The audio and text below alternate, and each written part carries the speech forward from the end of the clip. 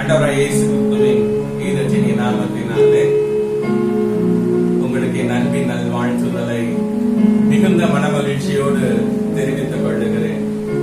மீண்டுமாய் இந்த live program மூலமாய் உங்களை சந்திப்பதிலே நான் மிகுந்த மகிழ்ச்சி அடைகிறேன். நிச்சயமாய் நீங்கள் சுகமாய் இருப்பீர்கள் என்று சொல்லி கர்த்தருக்குள்ளாய் நான் விசுவாசிக்கிறேன். இங்கே நாங்கள் யாவரும் நல்ல சுகமாய் இருக்கிறோம். தொடர்ந்து ஜெபிக்கிற இந்த லைவ் புரோகிராமத்திலே பங்கு பெறுகிற உங்கள் யாவருக்கும் மீண்டுமாய் ஒரு அன்பின் நல்வாழ்த்துதலை நான் தெரிவித்துக் கொள்ளுகிறேன். இந்த லைவ் புரோகிராமத்துக்கு ஆரம்பமாக நாம் ஜெபித்து கர்த்தருடைய காரியங்களுக்குள்ளாய் நாம் பிரவேசிக்கலாம். நாம் ஜெபிக்கலாம். எங்கள் மகா கிருபையும் இரக்கமும் நிறைந்த பரலோக தகப்பனே, உம்மை நாங்கள் மனதார துதிக்கிறோம், ஸ்தோத்திரிக்கிறோம். எதை செய்தாலும் உங்க நாமம் மட்டும் மகிமைப்பட வேண்டும் என்று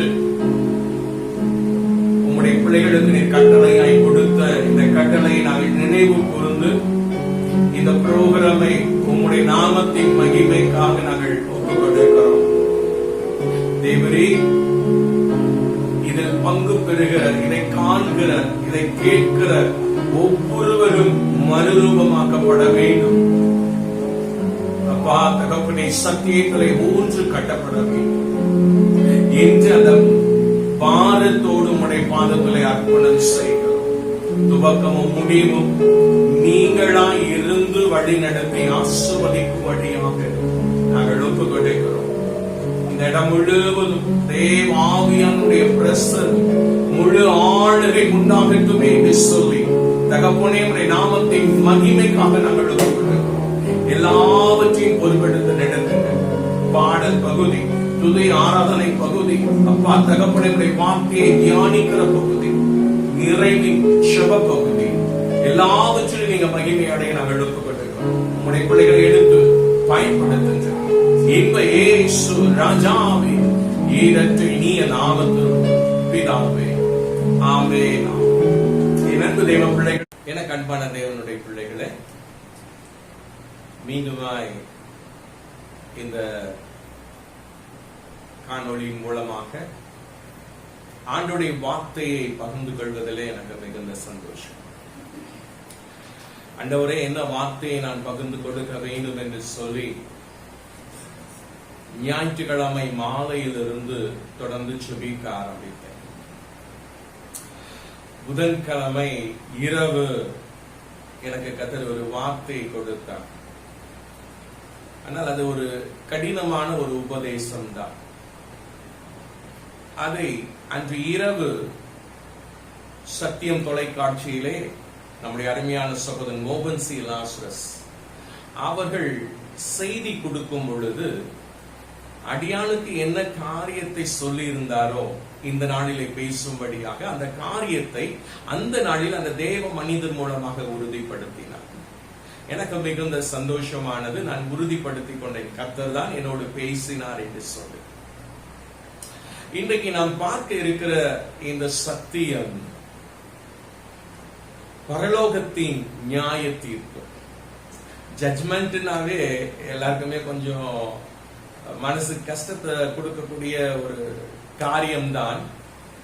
ஆனாலும் ஏன் தானோ கர்த்தர் இந்த சத்தியத்தை கொடுத்தார் என்று எனக்கு தெரியல. ஒருவேளை நீங்க யாராவது நினைக்கலாம், என் விஷயம் தெரிஞ்சுதான் இவர் பேசுறாரோ என்று சொல்லி. இல்லை இல்லை, யாரையும் குற்றப்படுத்துவதற்கு நான் நீதிமான் இல்லை. யாரையுமே இதுல கார்னர் பண்ணல. கர்த்தர் எதை சொல்ல சொன்னாரோ அதை நான் சொல்ல வந்திருக்கிறேன். கர்த்தருடைய நாமம் மகிமைப்படட்டும். இதுவரையிலும் நீங்கள் கேட்ட செய்திகள் உங்களுக்கு ஆசீர்வாதமாய் இருந்தது என்று சொல்லி அநேகர் நீங்கள் பதிவு செய்திருக்கிறீர்கள். உங்கள் யாவருக்கும் என் அன்பின் வாழ்த்துதலை தெரிவித்துக் கொள்ளுகிறேன்.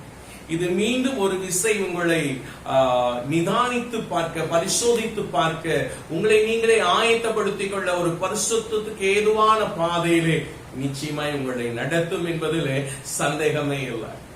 ஓகே, நாம் சத்தியத்திற்குள் போவதற்கு முன்பதாய் ஒரு வினாடி நாம் தேவனை நோக்கி நாம் பார்க்கலாம். எங்கள் மகா கிருபையும் இரக்கம் நிறைந்த தகப்பனே, இந்த சத்தியம் முதலாவது என்னை பரிசோதித்து பார்த்து இன்னும் பூரண பரிசுத்தத்துக்குள் என்னை வழி நடத்த ஒப்புக் கொடுக்கிறேன்.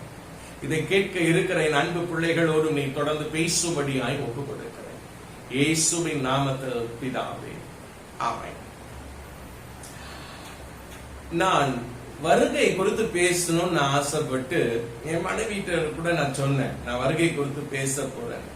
ஆனால் ஏன் தானோ திடீரென்று தேவ ஆவியானவர் இந்த காரியங்களை மாற்றினார் என்று எனக்கு தெரியல. ஓகே, இனியோ நாம் சத்தியத்துக்குள்ளாய் நாம் உட்பிரவேசிப்போம். இன்னைக்கு நாம் பார்க்க இருக்கிற காரியம் மீண்டும் நினைவுபடுத்துகிறேன். பரலோகத்தின் நியாய தீர்ப்பு. பரலோகத்தின் நியாய தீர்ப்பு என்று சொல்லும் போது இரண்டு நிலையில் உள்ளவர்களை இங்கே குறிப்பிட்டு வேதம் சொல்லுகிறதை நாம் பார்க்க முடிகிறது. அந்த இரண்டு நிலையில் உள்ளவர்கள் யார் என்று தான் இந்த நாளிலே நாம் சத்தியத்தை பார்க்க போகிறோம். கர்த்தருடைய நாமம் மகிமைப்படுவதாக. முதல் காரியம் மரித்து போனவர்கள், இரண்டாவது உயிரோடு உள்ளவர்கள்.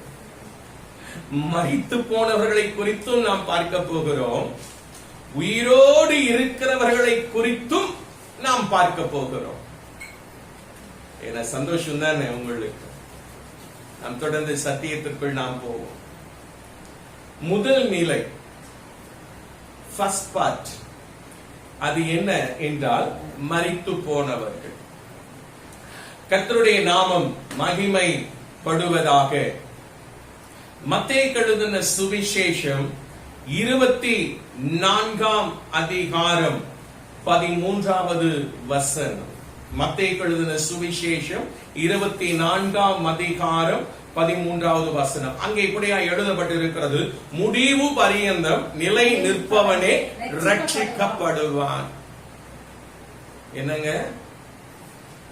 பாரம்பரிய கிறிஸ்தவள், என் பேக்ரவுண்ட் என்ன தெரியுமா?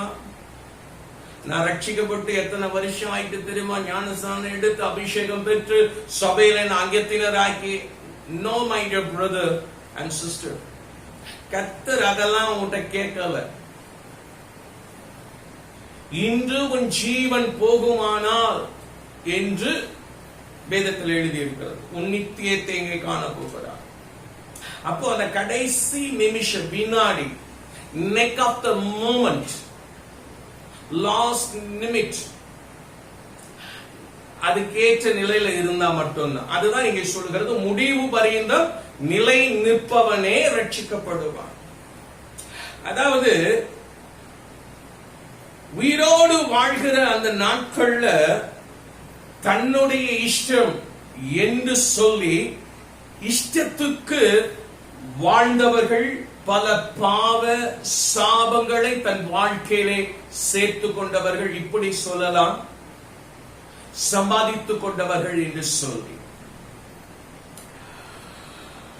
இப்படிப்பட்டவர்கள் இந்த நிலையிலே தொடர்ச்சியாய் அவர்கள் வாழ்ந்து கொண்டிருக்கும் பொழுது பல சந்தர்ப்பங்கள் அவர்களுக்கு மனம் திரும்புவதற்கு, தன்னை பரிசுத்தப்படுத்திக் கொள்வதற்கு, ஆண்டவருக்கு தன்னை அர்ப்பணிப்பதற்கு பல பல பல முறை பல நிலைகளிலே சந்தர்ப்பங்கள் கொடுக்கப்பட்டிருக்கிறது. ஆனால் என் அன்பு தேவ பிள்ளையே, நன்றாய் புரிந்து கொள், அவர்கள் தங்களுக்கு கொடுக்கப்பட்ட சந்தர்ப்பத்தை ஒரு நாளும் பயன்படுத்தி ஆதாயப்படுத்திக் கொள்ளல.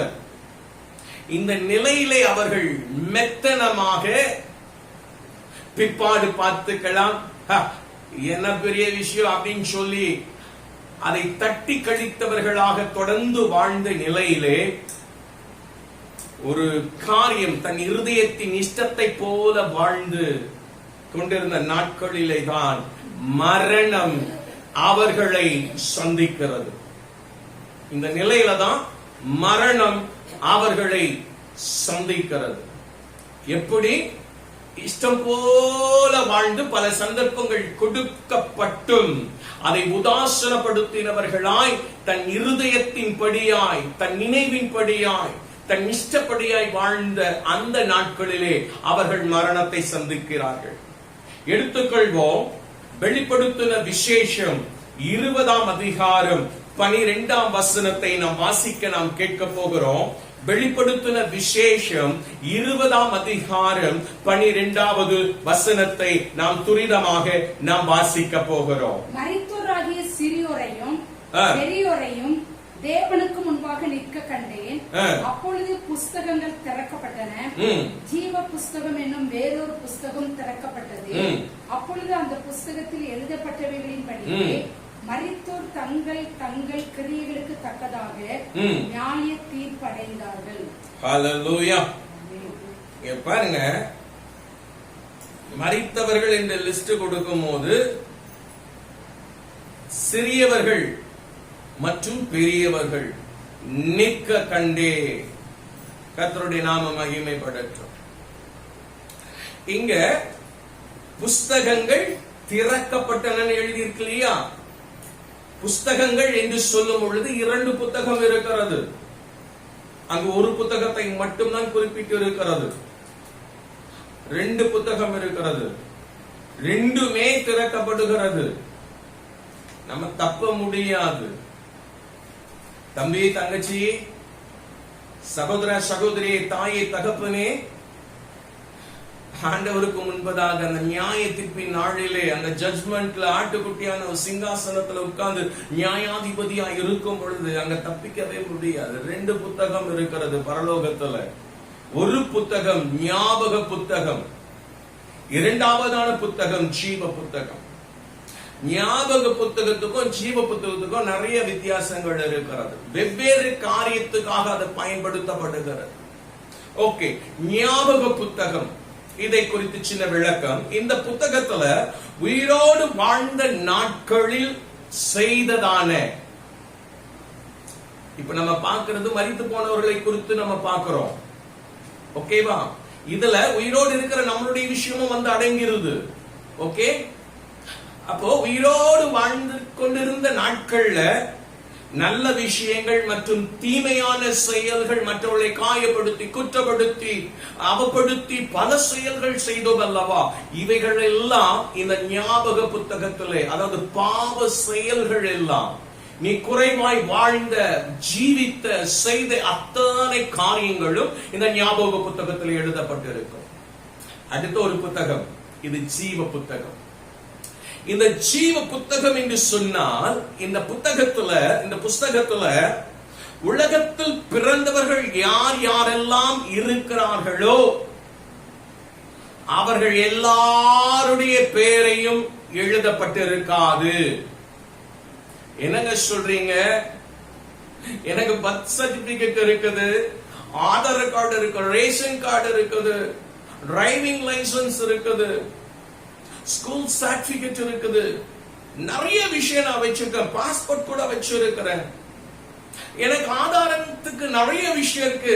ஆனா பரலோகத்துல எல்லாருடைய பேர் ரெஜிஸ்டர் ஆயிருக்காதுன்னு சொல்றீங்களே.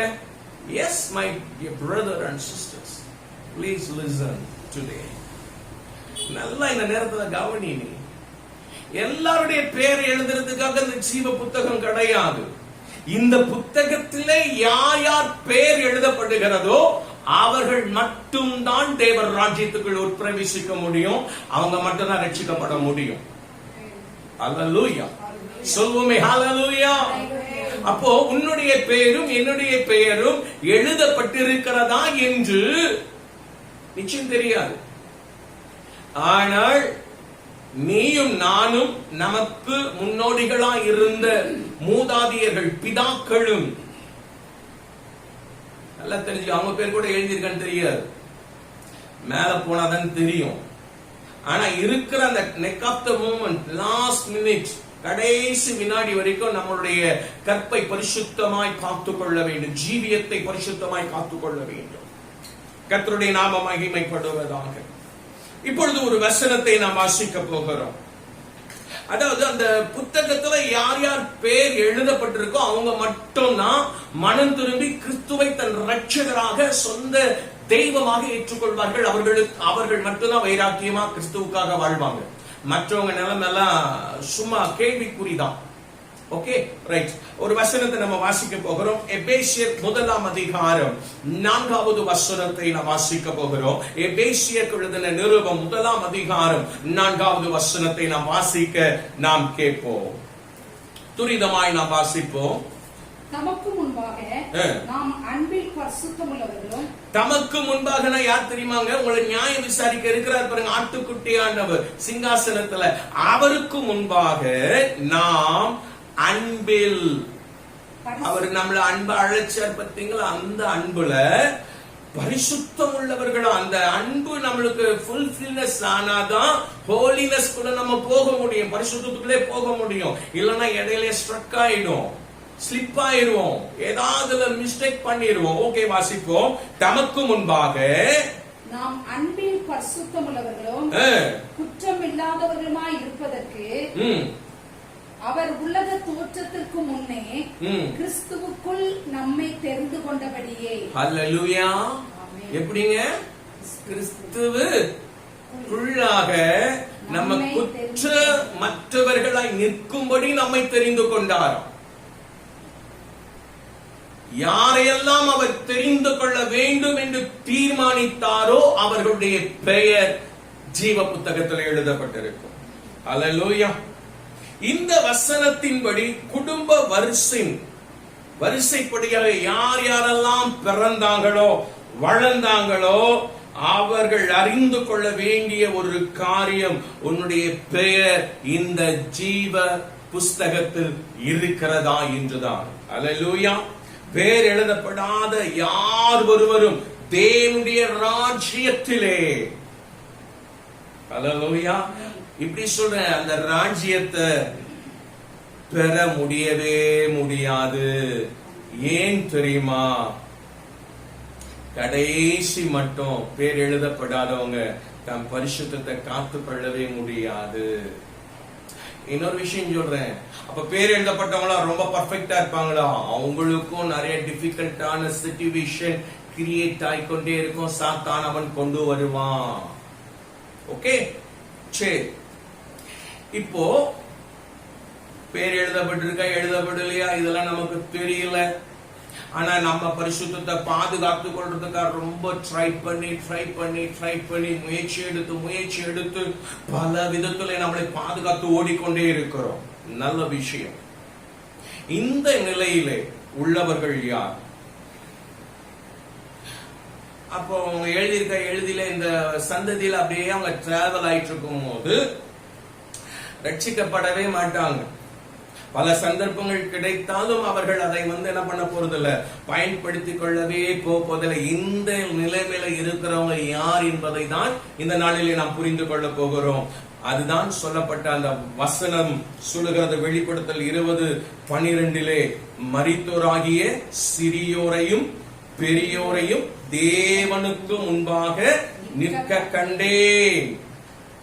இதுவரைக்கும் இந்த உலகத்துல பிறந்து மரித்த சிறுவர்கள்னா ஞானம் உண்டாகாதவர்களை குறித்து வேதம் சொல்லவில்லை.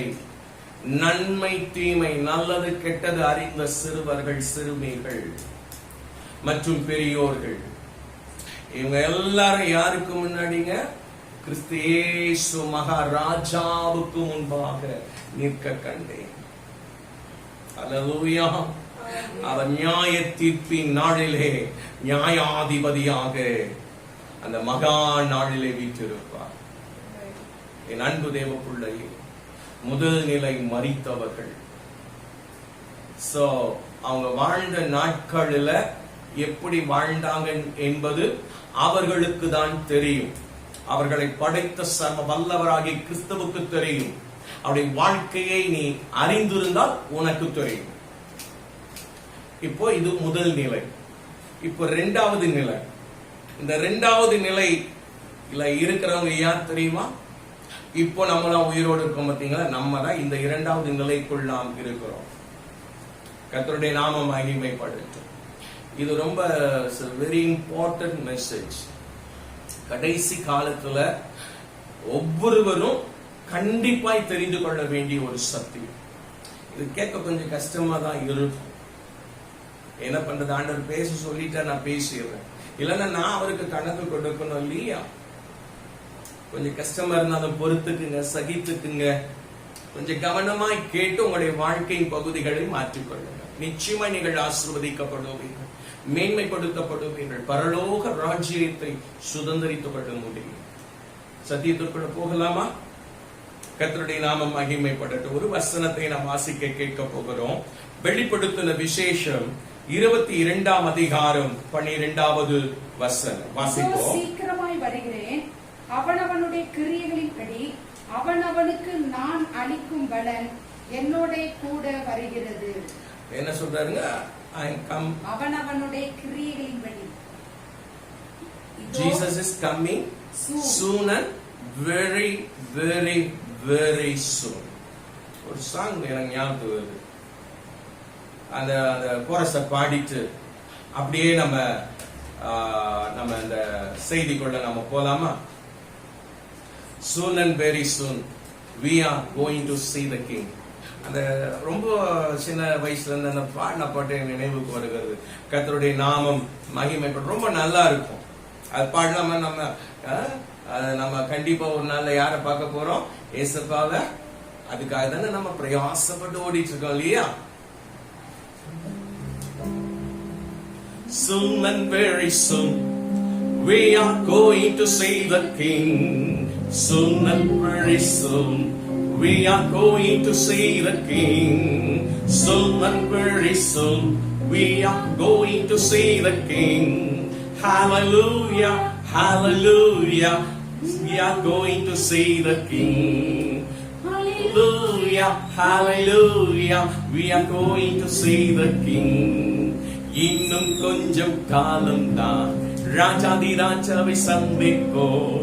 இன்னும் கொஞ்சம் காலம்தான் ராஜாதி ராஜாவை சந்திப்போ. இன்னும் கொஞ்சம் காலம்தான் ராஜாதி ராஜாவை சந்திப்போ. ஹalleluya, hallelujah, ராஜாதி ராஜாவை சந்திப்போ. Soon and very soon we are going to see the King. Soon and very soon we are going to see the King. Soon and very soon we are going to see the King. Hallelujah, hallelujah, we are going to see the King. Amen. நாம எங்க போறோம்? ஏசாவை பார்க்க போறோம். Okay, இப்போ உயிரோடு இருக்கிறவங்கள பத்தி நம்ம சில விஷயங்கள் பார்த்துலாமா?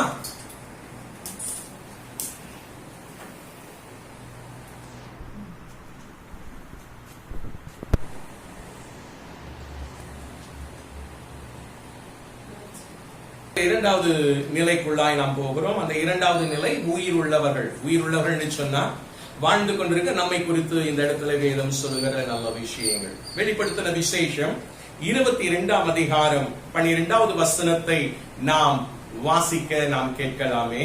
இதோ சீக்கிரமாய் வருகிறேன், அவனவனுடைய கிரியைகளின்படி அவனவனுக்கு நான் அளிக்கும் பலன் என்னோட கூட வருகிறது. என்னோட என் கூட இல்ல, ராஜாதி ராஜா இயேசு மகாராஜாவோடு கூட வந்து கொண்டிருக்கிறது. அல்லேலூயா, கர்த்தருடைய நாம மகிமைப்படுவதாக. ஊழிய பாதையிலே பரிசுத்த பவுல் இப்படி ஒரு வாக்கியத்தை சொல்லுகிறார். அது எபிரேயர் 11ஆம் அதிகாரம் 26ஆம் வசனத்திலே சொல்லி இருக்கிறது. அது ஒரு பெரிய வசனம். அதுல ஒரு பகுதியை மட்டும் நான் வாசித்து காட்ட விரும்புகிறேன். இனி வரும் பலன் மேல் நோக்கமாயிருந்து. எப்படிங்க? இனி வரும் பலன் மேல் நோக்கமாயிருந்து. பவுல் இப்படி சொல்வதற்கு காரணம் இருக்கு. What the reason? என்ன காரணம் என்பதை நாம் இப்பொழுது நாம பார்க்க போகிறோம். அதாவதுங்க,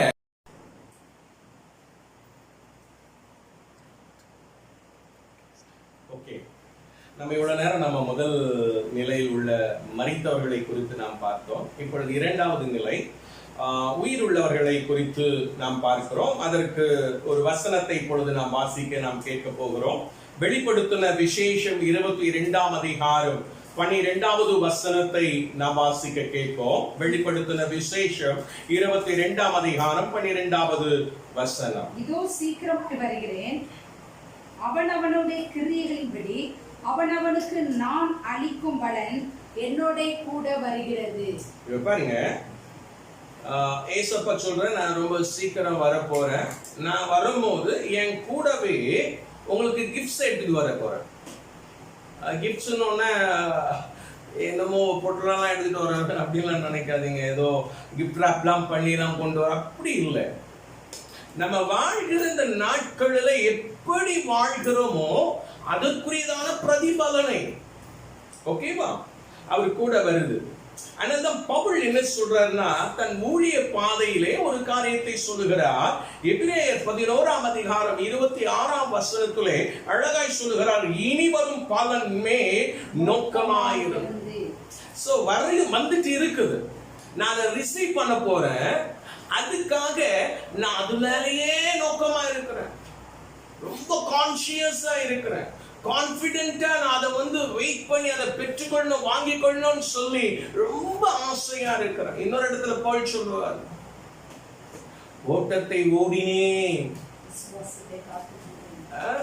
விசுவாசத்தை ஃபெய்த்தை நான் ரொம்ப கேர்ஃபுல்லா ஹேண்டில் பண்ணி காப்பாத்திட்டேன். நான் எனக்காக ஜீவக்கிரீடம் வைக்கப்பட்டிருக்கு, இதை நான் என்ன பண்ணுவேன், பெற்றுக்கொள்வேன் அப்படின்னு சொல்றார்.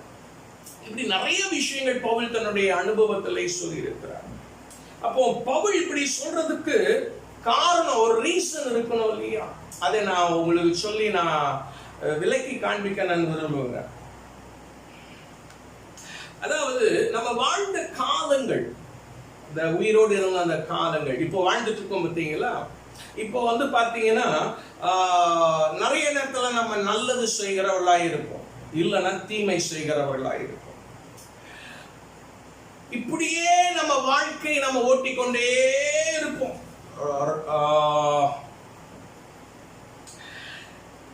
அந்த நம்ம வாழ்ந்த நாட்கள்ல பாத்தீங்கன்னா நல்ல விஷயமோ தீமையான விஷயமோ இதை பொறுத்துதான் நமக்கு பிரதிபலன் பரலோக ராஜ்யத்துல பெற்றிடுவோம். எப்படின்னா, நல்ல விஷயத்தை செஞ்சா பிரதிபலன் பரலோகத்தில் நமக்கு உண்டு, தீமையான காரியங்களே நம்ம செஞ்சுட்டு இருந்தோம்னா அதுக்கும் பிரதிபலன் உண்டு. எங்க தெரியுமா? பாதாளத்துல, நரகத்துல. ஓகே, அந்த சப்ஜெக்ட் நம்ம பார்த்தோம்னா ரொம்ப விரிவா அது வேற பக்கம் நம்மளை கொண்டுட்டு போயிடும். இப்போ நம்ம முக்கியமான காரியங்களை நாம் தியானிக்க போகிறோம். ஒரு வசனத்தை நம்ம பார்க்க போகிறோம். வெளிப்படுத்தின விசேஷம் 21ஆம் அதிகாரம் 8வது வசனத்தை நாம் வாசிக்க போகிறோம். வெளிப்படுத்தின விசேஷம் 21ஆம் அதிகாரம் 8ஆம் வசனத்தை வாசிக்க கேட்கலாமா? பயப்படுகிறவர்களும், ஓகே வாசிங்க, அவிசுவாசிகளும், அருவருப்பானவர்களும், கொலைபாதகரும், விபசாரக்காரரும், சூனியக்காரரும், விக்கிரகாராதனைக்காரரும், பொய்யர் அனைவரும் இரண்டாம் மரணமாகிய அக்னியும் கந்தகமும் எரிகிற கடலிலே பங்கடைவார்கள் என்றார். சரி, இந்த வசனத்துல ரொம்ப பெரிய ஒரு பட்டியல் போட்டு சொல்லப்பட்டிருக்கு. அது எப்போனா, பத்மதீவுல யோவான் சீசன் அங்க இருக்கிறான். அங்கே கர்த்தர் இந்த பட்டியலை அவனுடைய கரத்துல கொடுக்கிறார். இந்த பட்டியல்ல இருக்கிற யாரா இருந்தாலும் ஒரு காலமும் ஆட்டுக்குட்டியானவருடைய நியாயத்திற்கு தப்ப முடியவே முடியாது, பரலோகத்திற்குள்ளாக போகவும் முடியாது. நம்ம நிறைய கனவு கண்டுட்டு இருக்கோம். தங்கமயமான வீதி, கைவேலை இல்லாத வீடு, நான் சீக்கிரமா அப்படியே உன்னை கை பிடிச்சி அப்படியே அலைக்கா கூட்டிட்டு போய் அந்த ராஜ்யத்துல உன்னை விட்டுருவேன். அவங்க எல்லா ஆடல் பாடல் சத்தம் இருக்கும், ஏகப்பட்ட தேவ தூதர்கள், 24 மூப்பர்கள், 12 கோத்திரங்களுடைய பெயர்கள் அங்க பதிக்கப்பட்டு இருக்கும், விலையேற பெற்ற கற்கள் பதிக்கப்பட்டு இருக்கும், ஜீவ நதி அப்படியே ஆட்டுக்குட்டியானுடைய சிங்காசனத்துல ஓடிக்கொண்டு இருக்கும். அங்க பாத்தீங்கன்னா பாரடைஸ், பரதேசிங்கிற ஒரு இடம் இருக்கும், தேவ ராஜ்யத்தின் உட்பிரவேசிக்கிற பகுதி இருக்கும், நிறைய விஷயங்கள். கர்த்தருக்கு சித்தமான வேறு ஒரு விசை பரலோகத்தை, பரதேசு மற்ற அந்த நரகத்தை குறித்து விளக்கமாய் நான் பேசுகிறேன். கர்த்தருக்கு சித்தமானால் அதை உங்களோடு மற்ற ஒரு விசை பேசுகிறேன். இப்போ இந்த பட்டியல் ரொம்ப பெருசா இருக்குது. அதுல கிட்டத்தட்ட 8 பெயர்களை குறித்து சொல்லி இருக்குது. இது பத்மதீவில இந்த சீசன் ஆண்டவருக்கு ரொம்ப பிரியமாய் மார்பிலை சாய்ந்து கொண்டிருந்தான் அல்லவா யோவான். அவருடைய கரத்திலே கொடுக்கப்படுகிறது. கர்த்தருடைய நாமம் மகிமைப்படுவதாக. அந்த பட்டியல்ல இருக்கிறவங்கள பாத்தீங்கன்னா பயப்படுகிறவர்கள், அவிசுவாசிகள், அருவருப்பானவர்கள், கொலைபாதகர், விபச்சாரக்காரர், சூனியக்காரர், விக்கிர ஆராதனைக்காரர், பொய்யர் என்று சொல்லி. ஓகே, இந்த லிஸ்ட் ஒரு பக்கம் இருக்கட்டும். இப்போ உயிரோடு இருக்கிற நான் ஒரு விஷயம் சொல்ல போறேன். நான் பாரம்பரிய சிஎஸ்ஐ குடும்பத்துல பிறந்து வளர்ந்தவன். எங்க தாத்தா பிஷப் இது பிரிட்டிஷ் காலத்திலேயே தேனாம்பேட் டயசஸ்ல வெரி இம்பார்ட்டன்ட் பர்சன். அவங்க தான் அந்த பிரிட்டிஷ்ல இருந்து வருகிற அந்த பெரிய தலைவர்கள் எல்லாம் வரவேற்கிறவர்கள், அவர்களுக்கு மொழியார்த்தம் டிரான்ஸ்லேட் பண்றவர், ரொம்ப இம்பார்ட்டன்ட் பிளேஸ்ல இருந்தாரு. ஸோ அந்த சூழ்நிலையில தான் எங்க அம்மாலாம் வளர்ந்தாங்க, எங்க பெரியம்மாலாம் வளர்ந்தாங்க, எங்க மாமாலாம் வளர்ந்தாங்க. அதே நிலையிலேயே நாங்கள் பின்காலங்களிலே என்னுடைய பெற்றோருக்கு திருமணம் சிஎஸ்ஐல நடந்தது. பாரம்பரியம், traditional, very strong basement. But நான் என்னதான் சொன்னாலும் இப்படி என்ன போல நீங்க நிறைய பேரு பாரம்பரியமா நாங்க கிறிஸ்துவங்க, எங்க மூதாட்டிகள் இத்தனை தலைமுறைக்கு முன்னாடியே I am a Christian அப்படின்னு சொல்லி மாற தட்டிட்டு அப்படின்னு சொல்லி சிரிச்சுக்கிட்டு சந்தோஷமா சொல்லுகிற நிலைகள் இந்த நாட்களிலே உயிரோடு இருக்கிற நம்ம கிட்ட இருக்கு இல்லையா? கொஞ்சம் யோசிச்சு பார்க்கணும். இப்போ நிறைய விஷயத்தை நம்ம சுருக்கமா ரத்தின சுருக்கமா பார்த்து நம்ம முடிக்க போறோம். It's a very important message. ஓகேவா? ரைட். ஓகே, நம்ம பாரம்பரியமா பிறந்து வளர்ந்து ரட்சிக்கப்பட்டு ஞானஸ்நானம் எடுத்து பரிசுத்த ஆவி நிறைவை பெற்று அந்நிய பாஷை பெற்று கிருபாதார வரங்களை பெற்று தேவ வசனம் நம்ம அப்படியே நம்மள அப்படியே மோல்ட் பண்ணி அப்படின்னு சொல்லி அப்படியே ஃபிளரிஷ் ஆகி நம்மள வெளியில காமிச்சிட்டு இருக்கலாம். ஆனால் வேத வசனம் சொல்லுகிற காரியங்கள் அவைகளை நிறைய நேரத்துல நம்ம விட்டுறோம். மாறுபாடான செயல்களை செய்யறனால நம்முடைய வாழ்க்கை கேள்விக்குறியாய் மாறுகிறது. நம்ம பாரம்பரிய கிறிஸ்தவங்க இல்ல இடப்பட்ட நாள்ல கன்வெர்டட் கிறிஸ்டியன், பேப்டிசம் எடுத்தாச்சு, Holy Spirit anointing பெற்றாச்சு, டங்ஸ்ல நம்ம பேசுறோம், some powerful gifts function ஆயிட்டு இருக்கு. இயேசுவை நாம சொன்ன பேய் உழுது கையை வச்சு நோய் சுகமாகுது, prophetical gifts, revelation, நிறைய gifts இருக்கு. அதெல்லாம் நம்ம பெற்றிருக்கோம் அப்படின்னு சொல்லி நிறைய விஷயங்களை நம்ம பெற்றிருந்தாலும் வேத வசனம் சொல்லுகிற காரியங்களை விட்டுட்டு அதெல்லாத்தையும் ஒமிட் பண்ணிட்டு இது எனக்கு it's a very tough portion. இயேசுக்கு ஊழியம் செய்யும் போதே சொல்லுவாங்க, இவ்வளவு கடினமான உபதேசத்தை யார் பின்பற்ற கூடும் அன்னைக்கு சொன்னாங்க இயேசு கிறிஸ்து ஊழியம் செய்யும் போது. இப்போ சொல்றது ரொம்ப லேசான விஷயம் இல்லையா?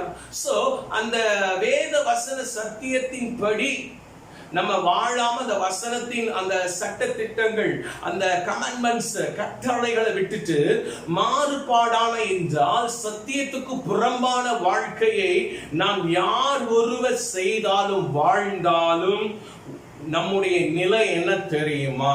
பெரிய கொஸ்டின், பிக் கொஸ்டின்.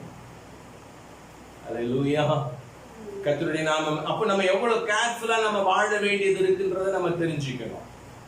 இந்த செய்திகளை நான் ஆயத்தப்படுத்திக் கொண்டிருக்கும் போது என்னுடைய வாழ்க்கையிலே நிறைய காரியங்கள் நடந்தாலும் 3 காரியங்கள் என் நினைவுக்கு வந்தது. அந்த 3 விஷயத்தை நான் சொல்லி சில விஷயங்களை சொல்லி நான் ஜெபிக்க போறேன்.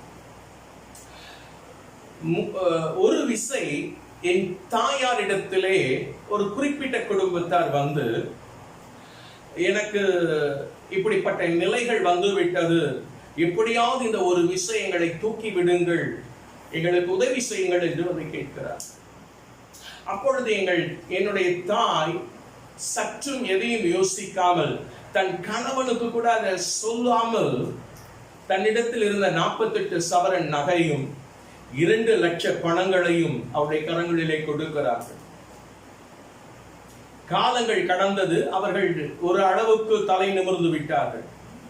அப்பொழுது அவர்களிடத்திலே என் தாயார் கேட்கிறார்கள், இப்படி நீங்க வாங்குனீங்களே, இப்ப எனக்கு தேவைப்படுது, இப்போ நீங்க நல்ல நிலைக்கு வந்துட்டீங்க, திருப்பி அதை கொடுங்கன்னு கேட்கும் போது அவங்க ஒரு காரியத்தை சொன்னார்கள்.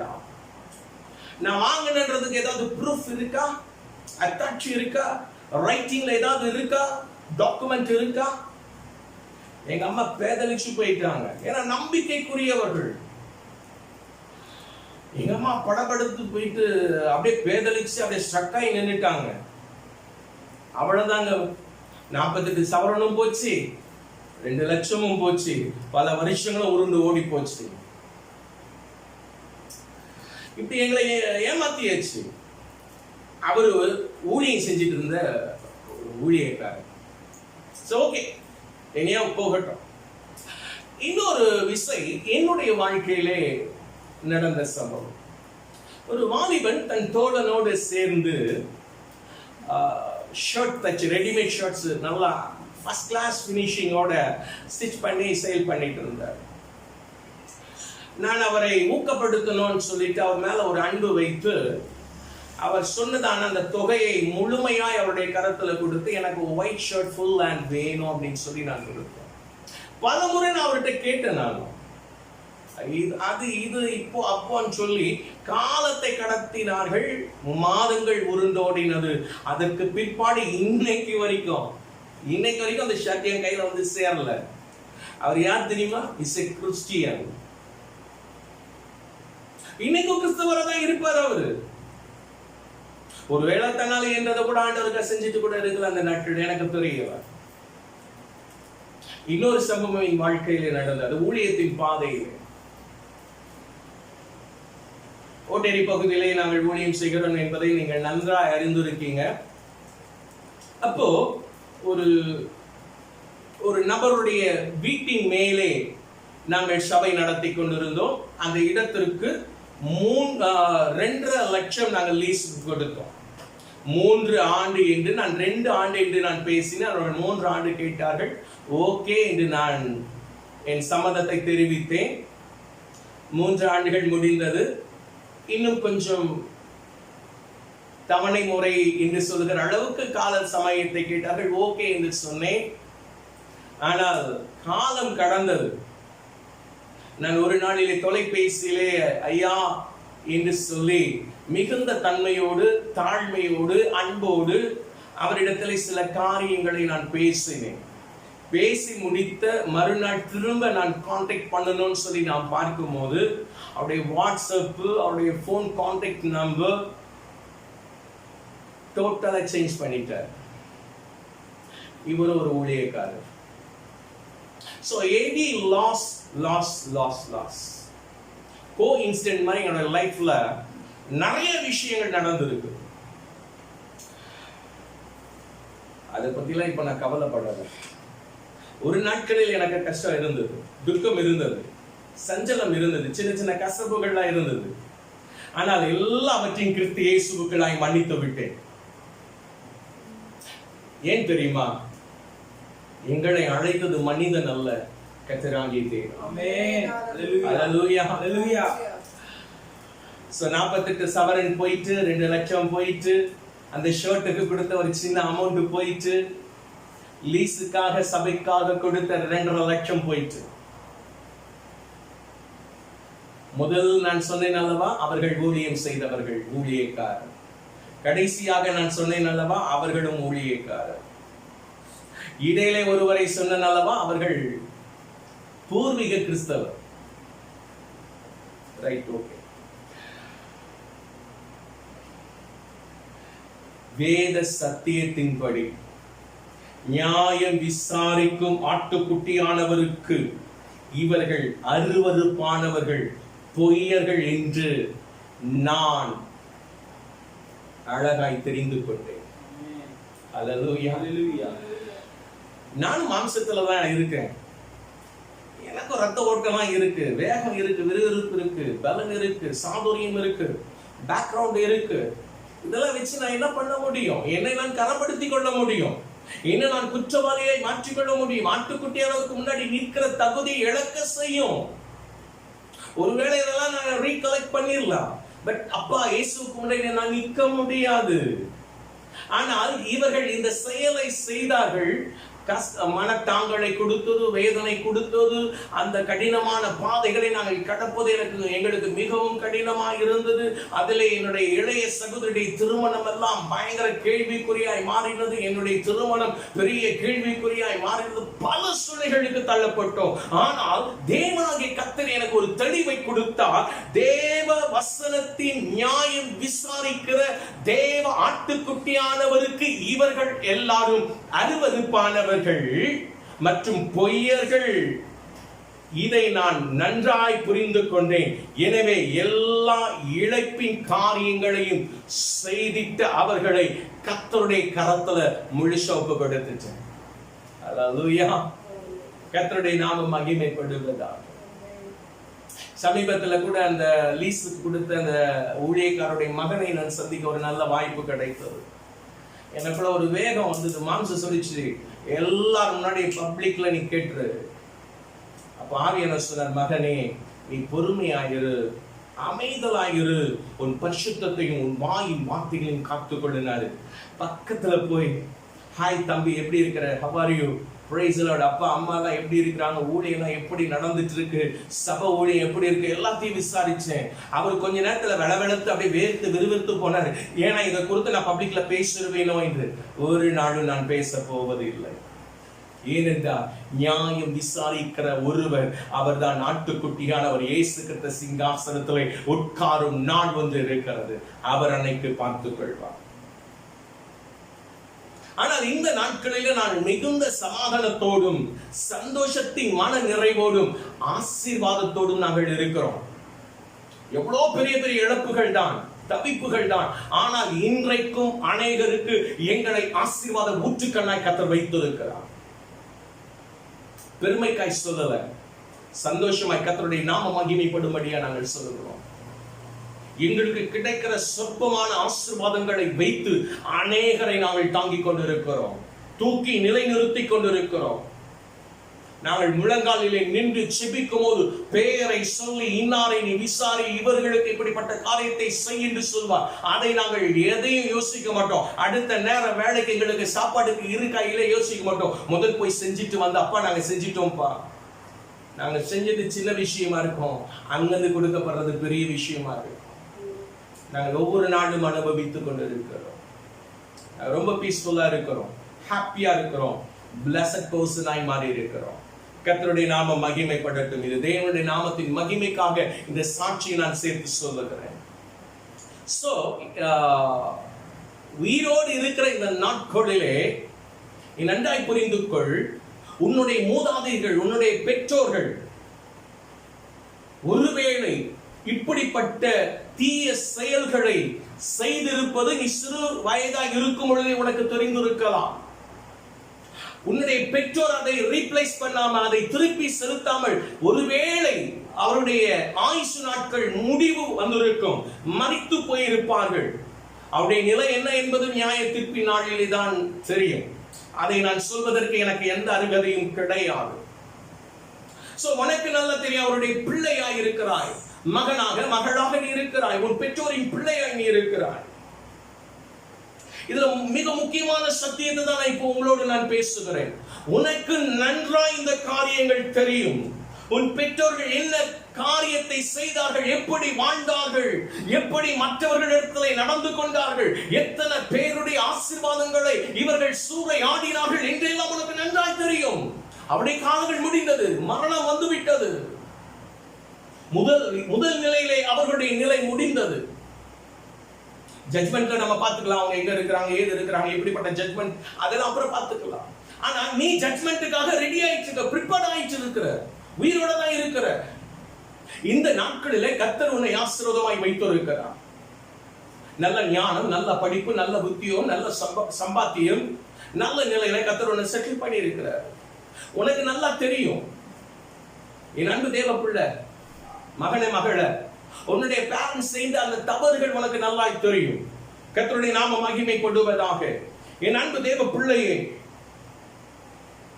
நீதிபரர் 4ஆம் தலைமுறை மட்டும் விசாரிக்கிறவர் என்று வேதம் சொல்லுகிறது. 4ஆம் தலைமுறை, ஜெனரேஷன் ஜெனரேஷன் ஜெனரேஷன் ஜெனரேஷனா நியாய தீர்ப்பை கொண்டு வருவார். உன்னுடைய பெற்றோருடைய சாபம், அந்த தீய செயல்களின் கொடூர நிலை உன்னையோ உன் சந்ததியோ உன் சந்ததியின் சந்ததியோ அவர்களுடைய சந்ததியோ பாதித்து விடக்கூடாது. கர்த்தருடைய விருப்பம் அதுதான். அப்போ இந்த நிலையிலிருந்து உன்னை நீ காப்பாற்றிக் கொள்ள வேண்டுமானால், என்னை நான் காப்பாற்றிக் கொள்ள வேண்டுமானால் அவைகளை ரீப்ளேஸ் பண்ணிடணும். இது கஷ்டமான காரியம். இப்ப எனக்கு ஒரு பயங்கரமான ஒரு சூழ்நிலை நான் சொன்னேன். என் தாயாரை ஏமாற்றினது, என்னை ஊழியத்தின் பாதையில ஏமாற்றினது. It's a very big amount. ஆனா இது மாதிரி உன்னுடைய பெற்றோர்கள் தவறு செய்திருப்பார்கள். எங்கேயா கடன் வாங்கியிருப்பாங்க, கொடுத்திருக்க மாட்டாங்க. அதுக்குள்ள மறித்து போயிருப்பாங்க. நீ பெரிய டயலாக்லாம் பேசுவா. எங்க அப்பா தானே வாங்கினார், போய் கேளு. எங்க அம்மா தானே வாங்கினாங்க, போய் கேளு. எங்க போய் கேட்கறது? அந்த சபத்துக்கிட்டே போய் பேச முடியும்? உயிரற்ற நிலையில இருக்கிறார்கள். அது யாரிடத்துல கேட்கப்படும்? அவருடைய சந்ததியிடத்திலே தான். எனவே நண்பு தேவ பிள்ளை, வேதம் சொல்லுகிறது 4ஆம் தலைமுறை மட்டும் அவர் விசாரிக்கிறார். எனவே உன் பெற்றோரின் சந்ததியான நீங்கள் அதை எல்லாம் குறை இல்லாமல் தேவனுக்கு முன்பாய் உண்மை உத்தமத்தோடு திருப்பி தந்தால் நியாயத்திற்கு நாளிலே நீங்கள் வெட்கப்பட்டு போக மாட்டீர்கள். அந்த சாபம், அந்த கர்ஸ் அதோட ஸ்டாப் ஆயிடும். ஒரு ஜெனரேஷன் பிளஸ்ட் பர்சன் ஆய் நிச்சயமா மாறிடுவாங்க. எங்க அம்மா எங்க அப்பா அவங்க காலம் முடிஞ்சு. எனக்கு என்ன? நியாயம் கேட்கிறவர், விசாரிக்கிறவர். நீ பான் கிறிஸ்டியனா இருக்கலாம், இடைப்பட்ட நாட்களிலே கிறிஸ்துவை ஏற்றுக்கொண்ட ஒரு நல்ல நிலையிலே வந்து இருக்கலாம், ரட்சிக்கப்பட்டு இருக்கலாம், ஞானஸ்நானம் எடுத்து இருக்கலாம், அபிஷேகம் பெற்று இருக்கலாம், அந்நிய பாஷை பேசிக் கொண்டு இருக்கலாம், கிருபை வரங்களை கூட நீ பெற்றிருக்கலாம், ஒருவேளை நீ ஊழியம் கூட செய்து கொண்டு இருக்கலாம், இல்லனா உலக பிரகாரமான வேலையை செய்து கொண்டு இருக்கலாம். கர்த்தருடைய பிள்ளை என்று சொல்லி சபையிலே உன்னை இணைத்து ஜெபித்து வேதம் வாசித்து உன்னால் இயன்றதை கர்த்தருக்காக செய்து கொண்டிருக்கிற இந்த நாட்களில் நீ ஜீவனோடு இருக்கிறாய். உன் பெற்றோருடைய காரியத்தை கர்த்தர் உன் கரத்திலே நியாயம் விசாரிப்பார். நீயும் அதை கம்ப்ளீட் பண்ணாம ஒருவேளை உன்னோட லைஃப் டெத்துக்குள்ள நீ வருவேன்னா அன்பாய் நான் சொல்லுகிறேன், நான் த்ரிட்டன் பண்றதா ஏதோ உங்களை பயப்படுத்துறதா நினைக்காதீங்க. நீங்களா இருந்தாலும் நானா இருந்தாலும் அந்த ராஜ்யத்திலே உட்பிரவேசிக்க ரொம்ப கஷ்டம், ரொம்ப கஷ்டம். பெரிய பிக் கொஸ்டின் இருக்கு. சோ இத பிள்ளைகள் தான் சரி செய்யணும். உன் பெற்றோர் என்ன பண்ணாங்கன்னு உனக்கு நல்லா தெரியும், அந்த கணக்கு வழக்கெல்லாம் உனக்கு நல்லா தெரியும். அதை ரீப்ளேஸ் பண்ணிடு. அந்த போர்ஷன் ஒருவேளை இப்போ உன்னுடைய தாயோ தகப்பனோ இன்றைக்கு இருக்கிற அன்னைக்கு இருந்த அந்த பெற்றோர் இடத்துல வாங்கி இருக்கலாம், யாரோ ஒரு நபர் இடத்துல அவங்க கூட மறிச்சு போயிருக்கலாம், அவங்க பிள்ளைங்க இருக்கலாம், அவங்க பிள்ளைங்கிட்ட போய் கொடுத்துருங்க. இதுதாங்க சத்தியம். ஆட்டுக்குட்டியானவர் சிங்காசனத்திலே உட்கார்ந்து கேட்கும் பொழுது அவருக்கு முன்னே நிற்க தகுதி உள்ளவர்களாய் மாறணும்னா இந்த சத்தியத்தின்படி நீ கீழ்ப்படிஞ்சுதான் ஆகணும், செஞ்சுதான் ஆகணும். ஓகே, கர்த்தருடைய நாமம். அப்படி நீ அதை கம்ப்ளீட் பண்ணிட்டேன்னா, அதை ரீப்ளேஸ் பண்ணிட்டேன்னா, அந்த தலைமுறை 4ஆம் தலைமுறை மட்டும் விசாரிக்கிற அந்த விசாரிப்பின் நியாய தீர்ப்பு, அந்த கணக்கு ஜட்ஜ்மென்ட்டுடைய அந்த மேத்தமெட்டிக்ஸ் அதோட ஸ்டாப் ஆயிடும். அதுக்கப்புறம் அது யாரையுமே தொடராது. இல்லனா நீ வாழ்கிற வாழ்நாள் முழுவதும் கர்த்தருக்காக நீ பிரயாசப்படுகிறது எல்லாமே வீணாய் போயிடும். நீ ஊழியம் செய்யறவளா இருந்தாலும், அது நானா இருந்தாலும், நான் ஊழியம் செஞ்சுட்டு இருக்கேன், என் பேரண்ட்ஸ் அப்படி செஞ்சுட்டு மறிச்சு போயிட்டாங்கன்னா நான் அதை திருப்பி கொடுக்கலன்னா நான் ஊழியம் செய்யறது வீணாய் போய்விடும். So you be careful. கவனத்தில் வைத்துக் கொள்ளுங்கள். எனவே மிகுந்த கவனத்தோடு இந்த சத்தியத்திற்கு செவி சாய்த்து கீழ்ப்படுகிற யாராயிருந்தாலும் கர்த்தர் உங்களை ஆசீர்வதிப்பார். அந்த நியாயத்தீர்ப்பின் நாளிலே வெட்கப்படாமல் தைரியமாய் அவருக்கு முன்பதாய் நிற்க முடியும். அப்பொழுது நீ நிற்பாயானால் கர்த்தரால் பிதாவினாலே ஆசீர்வதிக்கப்பட்டவர்களே உள்ளே வந்து எங்களோடு கூட சந்தோஷத்துல உட்பிரவேசிங்கள் சொல்லும் போது உள்ள போயிடலாங்க. இல்லைன்னா இப்படி சொல்லுவாரு, எரிகிற அக்கினி கந்தக கடலிலே பிசாசின் கூட்டத்துக்கு நாங்கள் ஆயத்த பண்ணி வச்சிருக்கிறோம். நீங்க பிதாவினாலே சபிக்கப்பட்டவர்கள், போய் அங்கே பங்கடையுங்கள் என்று சொல்லுவார். அருவருப்பான செயல், பொய்யான வாழ்க்கை, மாய்மாலமான காரியங்கள் வேண்டாம் வேண்டாம். அதை விட்டு விட்டு வெளியே வாருங்கள். கர்த்தர் உங்களை அழைக்கிறார். Jesus calls upon you today morning. Please, my dear brother and sister, please listen today. மிகவும் கவனமாய் கவனிக்க வேண்டிய ஒரு காரியம். கர்த்தர் உன்னை அழைக்கிறார். இதுவரைக்கும் இதெல்லாம் தப்புன்னு உனக்கு தெரியாம இருந்தது. நீ ரொட்டீன் லைஃப், கிறிஸ்டியன் லைஃப் நீ பண்ணிட்டு இருந்த. இன்னைக்கு சத்தியத்தின்படி, வசனத்தின்படி கர்த்தர் உன்னோடு பேசியிருக்கிறார். ஒன்னு ஒப்பு கொடுப்பையா? ஒரு சின்ன ஜெபம் செய்யலாமா? அதுக்கு பிற்பாடு ஒரு பாடலை பாடி நிறைவு ஜெபத்துக்குள்ளாய் நாம் போக போறோம். ஒரு குட்டி ஜெபம் செய்ய போறோம். அதற்கு பிற்பாடு என்னுடைய துணைவியார் ஒரு பாடலை பாடி நிறைவு ஜெபத்தை செய்வார்கள். அடியான் வந்து நான் உங்களை ஆசீர்வதிக்க போகிறேன்.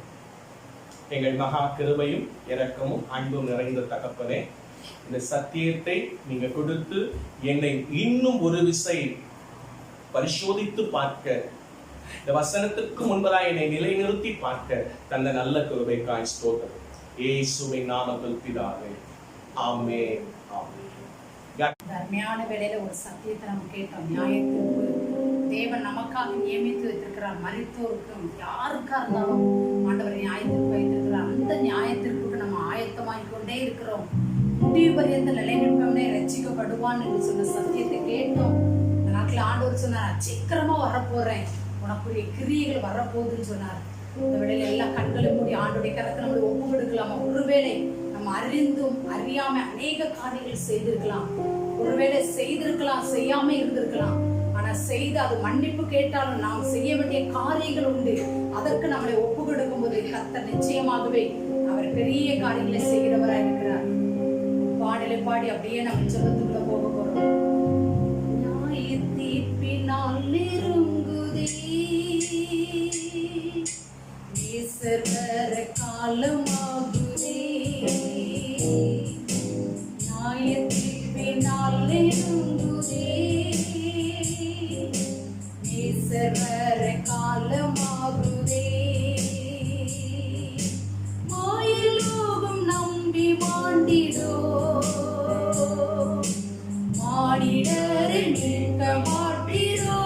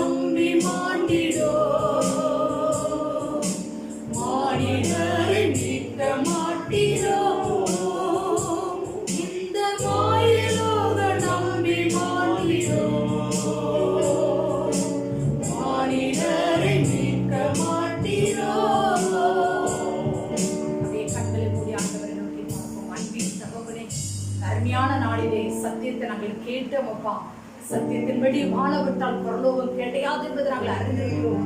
சத்தியத்தை அறிவீர்கள், சத்தியம் உங்களை விடுதலையாக்கும் என்று சொல்லி நாங்கள் அறிந்திருக்கிறோம். அப்பா, இந்த நாளினுடைய சத்தியத்தை கொண்டு தேவதாசனை கொண்டு நீர் எங்களோடு பேசுகிறீர். நாங்கள் செய்த கிரியைகள் எங்களோடு கூட வரும் என்பதை திட்டவட்டமா எங்களோடு பேசினீர். அதற்காக நாங்கள் நன்றி செலுத்துகிறோம். இதை கேட்ட ஒவ்வொருவரும் சத்தியத்திற்கு கீழ்ப்படிய, சத்தியத்தின்படி வாழ அனுக்கிரகம் பண்ணும்படியா நாங்கள் ஜெபிக்கிறோம் அப்பா. அப்பா உம்மை துதிக்கிறோம், உம்மை ஸ்தோத்திரிக்கிறோம். முடிவு பரியந்தமும் உம்முடைய வருகிற அந்த நிமிஷம் வரையும் இல்லை எங்களுடைய மரண நாளுக்குள்ள ஆண்டவரே நாங்கள் உமக்கு கீழ்ப்படிந்து சத்தியத்தின்படி வாழ முடிவு பரியந்தம் ரட்சிக்கப்பட தேவன் உதவி செய்வீராக. கேட்ட ஒவ்வொருவரோடு பேசிருக்கீங்க, தொடர்ந்து ஆவியானவர் இடைவிடுவீராக. நாம மகிமைப்படட்டும்.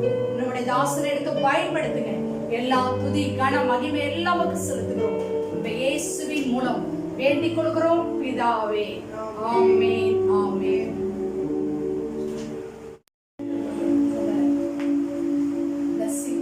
சொல்லிட்டு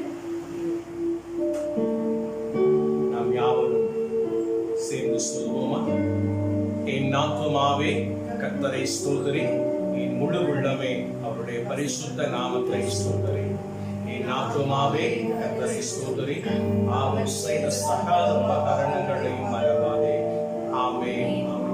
கர்த்தராகிய இயேசு கிறிஸ்துவின் கிருபை, பிதாவுடைய அன்பும் பரிசுத்த ஆவியானுடைய அனுனிக்க சிநேகமும் என்றும் சதா காலங்களிலும் விசேஷமாய் நியாயத்தின் பின்னாளிலே வெட்கப்படாதவர்களாய் நிலை நிறுத்துவதற்கு கிருபை தந்து வழி நடத்துவாராக.